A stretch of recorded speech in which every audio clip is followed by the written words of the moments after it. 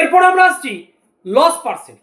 Loss percent বার করা formula কি না, লস পার্সেন্ট বার করা ফর্মুলা হচ্ছে লস বাই সিপি ইন্টু 100। অর্থাৎ যেখানে আমার সিপিটা গ্রেটার দেন এসপি আছে, অর্থাৎ ক্রয় মূল্যটা বিক্রয় মূল্য থেকে বড় আছে, সেখানে আমরা একটু আগে বললাম যে সেটা লস হবে। লস ইকুয়াল টু হচ্ছে সিপি মাইনাস এসপি, অ্যান্ড সিপিটা যদি গিভেন থাকে তাহলে লস পার্সেন্ট বার করা ফর্মুলা হচ্ছে লস বাই সিপি ইন্টু 100। এরপরে যদি ধরো কোনো একটা কোশ্চেনে তোমাদেরকে সিপি দিয়ে দিয়েছে এবং প্রফিটটা দিয়ে দিয়েছে, প্রফিট পার্সেন্ট তোমাদেরকে ধরো দিয়ে দিয়েছে, কি বললাম, সিপিটা গিভেন, প্রফিট পার্সেন্ট গিভেন, তখন তাহলে এসপি বার করার ফর্মুলা কি?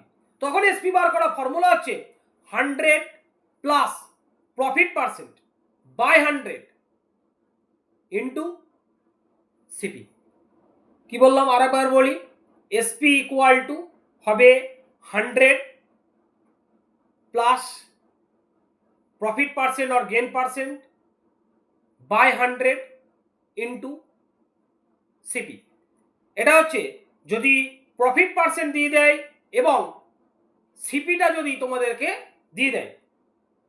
এরপরে আমরা আসছি, ধরো কোনো একটা কোশ্চেনে তোমাদের লস পার্সেন্ট দিয়ে দিয়েছে এবং সিপিটা দিয়ে দিয়েছে, লস পার্সেন্ট দিয়ে দিয়েছে এবং সিপিটা দিয়ে দিয়েছে, সেক্ষেত্রে আমাদেরকে সেলিং প্রাইস অর্থাৎ বিক্রয় মূল্য বার করা ফর্মুলা হচ্ছে 100 minus loss percent by 100 into CP. 100 minus loss percent by 100 into CP. এইভাবে যদি আমাদের CP, profit percent, loss percent দিয়ে দেয় তাহলে কিন্তু আমরা কি বার করতে পারবো, আমরা সেলিং প্রাইসটা আমরা বার করতে পারবো। এরপরে সেই যে ফর্মুলাগুলো তোমাদেরকে আমি বললাম এখন সেইগুলো আমি আমার বোর্ডে সেগুলো লিখে তোমাদেরকে দেখাচ্ছি যে কিভাবে ফর্মুলাগুলোকে আমাদেরকে ইউজ করতে হবে এবং কোন কোন ম্যাথসের ক্ষেত্রে এইগুলো কিন্তু ইউজ করা যেতে পারে। কেবলমাত্র এটা ক্লাস 6-7-এ বেসিক জিনিসের প্রফিট লস নেই, যে কোনো কম্পিটিটিভ এক্সাম, যে কোনো এক্সামের ক্ষেত্রে কিন্তু প্রফিট লস তোমাদেরকে ভালো করে জেনে রাখতেই হবে। হয়তো প্রথম যে কোনো ম্যাথ একটা আমি করলাম, দুটো আমি করলাম, কিন্তু 3 নম্বর অর্থাৎ 3 নম্বরে যে ম্যাথটা থাকবে সেটা দেখবে এই ফর্মুলা ইউজ করে তোমরা নিজেরাই এই ম্যাথটা করতে পারছো। ঠিক আছে, আমরা এবার বোর্ড ওয়ার্কে এই ফর্মুলাগুলোকে রিপ্রেজেন্ট করছি।